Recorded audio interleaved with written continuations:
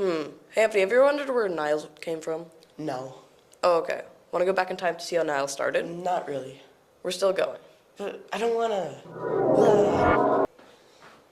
Well, here we are in the 1700s. Where's everything? It's just black. I guess since there's no photos from the 1700s, there's no way to tell what Niles looked like. We can make an assumption that it wasn't a kind of town that we'd have today, but instead a tribal town. What tribe lives in Niles? The Potawatomi is the tribe that lived in Niles, and we have a pretty good guess on what their tribe towns look like, so we can guess that Niles look kind of like this. Wow, you're telling me that Niles used to look like this? Yep. Now let's head out of this time period and go on to the next one. Where are we now? We're in the 1830s, where the area that we now know as Niles was called Dutchman's Point. That's a pretty cool name. I think we should change it back to Dutchman's Point. It sounds cooler.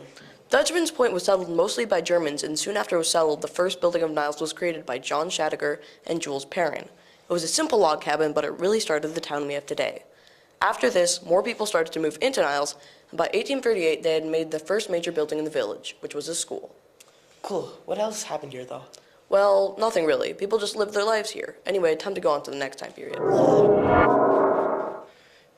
Whoa, where are we now? We are in the 1870s. A lot happened in this decade. The village had gained township and had some buildings too, which included one doctor, one pharmacy, 2 blacksmith shops, 2 general stores, 2 hotels, 2 schools, 3 cemeteries, and 3 churches. Whoa, in just 20 years? Did anything else happen? Not much else, so let's go on to the next time period.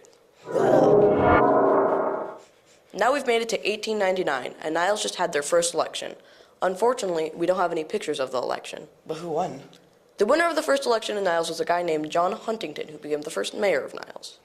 Niles has been around for a lot longer than I really think. Yeah, I never thought that the town that some of us live in had such a rich history. Now let's head back to our time period.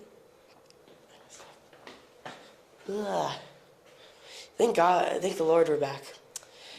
All that history was pretty cool, but I still prefer living in the present.